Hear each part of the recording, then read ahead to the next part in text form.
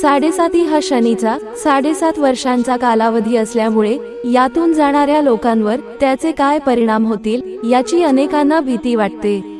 या काळात जीवनात काही आत्यंतिक बदल आणि परिवर्तने होतात, शिवाय हे बदल निसर्गात इतके सकारात्मक नसतात। एखाद्या कामात अत्यंत विलंब, शत्रूंकडून व्यत्यय, नवीन शत्रू आणि रोग इत्यादी घडणाऱ्या अपघातांमुळेच साडेसाती हा अत्यंत कठीण काळ मानला जातो आणि बहुतेकांना त्याची भीती वाटते। साडेसाती प्रत्येकी 2.5 वर्षांच्या 3 टप्प्यात घडते। पहिला टप्पा चंद्र राशीच्या आधीच्या राशीत असतो, दुसरा चंद्र राशीत असतो आणि शेवटचा टप्पा हा चंद्र राशीच्या लगेच नंतरच्या राशीत असतो। पहिला टप्पा एखाद्याच्या आयुष्यात शारीरिक समस्या आणि रोग आणण्यासाठी ओळखला जातो। दुसरा टप्पा कर्मशुद्धीकरण किंवा एखाद्याच्या चांगल्या वाईट कर्माचे परिणाम पूर्ण स्वरूपात आणतो आणि अंतिम टप्पा काही विलंबाने का होईना बाकीच्या तुलनेने सोपा असतो। मीन राशीसाठी साडेसाती। मीन राशीवर बृहस्पती शासित आहे, जो शनीपासून तटस्थ आहे। हे दोन्ही ग्रह न्याय आणि अध्यात्माशी निगडीत आहेत, त्यामुळे साहजिकच मीन राशीसाठी शनीची साडेसाती अतिशय धार्मिक आणि आध्यात्मिक असेल। मीन राशीच्या लोकांना प्रत्येक गोष्टीचा सखोल अभ्यास करायला आवडेल, मग ते अभ्यास, संशोधन, विज्ञान किंवा अध्यात्म असो। साडेसातीच्या कालखंडाच्या शेवटी ते जगापासून अलिप्त वाटू शकतात। भौतिक जगापासून फारसे अंतर राखणे योग्य नाही। शनीची इच्छा आहे की तुम्ही वास्तवाला सामोरे जावे, परंतु त्याच वेळी तुम्ही कोणत्याही गोष्टीबद्दल जास्त विचार करू नये। यामुळे निद्रानाश आणि वैवाहिक जीवनात समस्या निर्माण होऊ शकतात। जीवनात गोष्टी सुरळीत ठेवण्यासाठी तुम्हाला शांत राहावे लागेल आणि आव्हानांना धैर्याने सामोरे जावे लागेल। शनी तुमच्या संयमाची परीक्षा घेत आहे। साडेसातीचा पहिला टप्पा 28 एप्रिल 2022 ते 29 मार्च 2025, जेव्हा शनी तुमच्या जन्माच्या चंद्रापासून 12व्या घरात येतो, तेव्हा मीन राशीसाठी साडेसातीचा पहिला चरण सुरू होतो।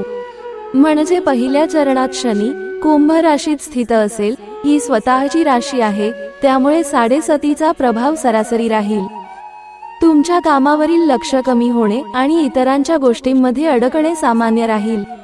शनीची परीक्षा आणि त्याच्या प्रतिक्रियेचा हा काळ त्यानुसार निकाल देईल। ते कोणत्याही परिस्थितीतील धारणा, कल्पना आणि वास्तव्यातील फरक समजू शकणार नाहीत। मानसिक आणि शारीरिक असंतुलनासह शारीरिक दुःखाची शक्यता देखील खूप जास्त आहे। तुम्हाला अध्यात्म आणि धर्मात अधिक जोडलेले आणि स्वारस्य वाटेल आणि तुम्ही धार्मिक स्थळांची प्रवास आणि तीर्थयात्रा देखील करायला जाऊ शकता। या काळात तुम्हाला तुमच्या खर्चात कपात करावी लागेल।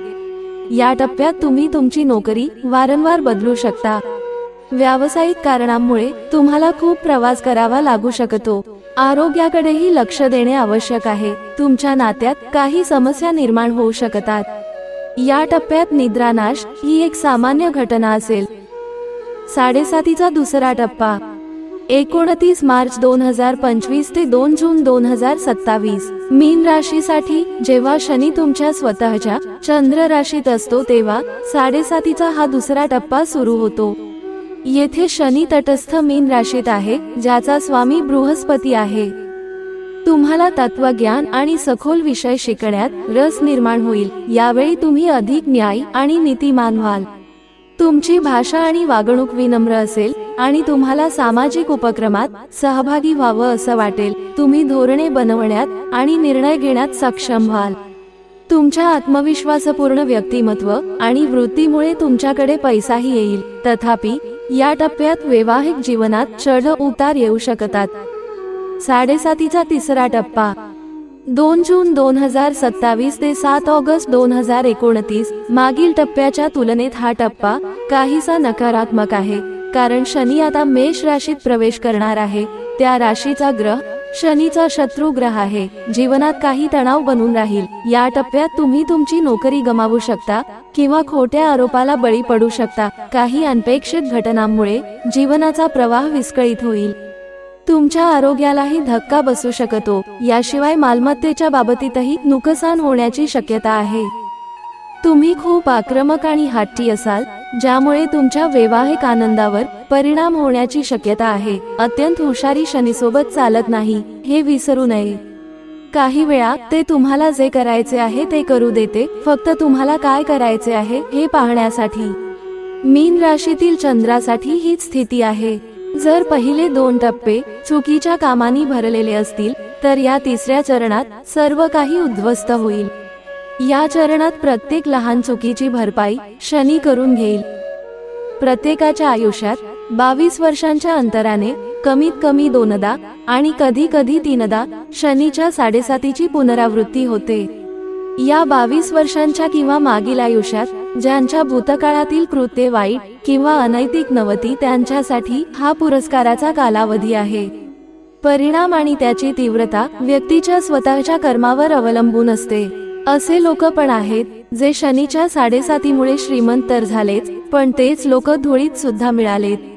आणि असेही लोक आहेत जे यशाच्या शिखरावर पोहोचले आहेत. जय श्री स्वामी समर्थ. मित्र हो, ही माहिती आवडल्यास आपल्या प्रियजनांना शेअर करायला विसरू नका. धन्यवाद.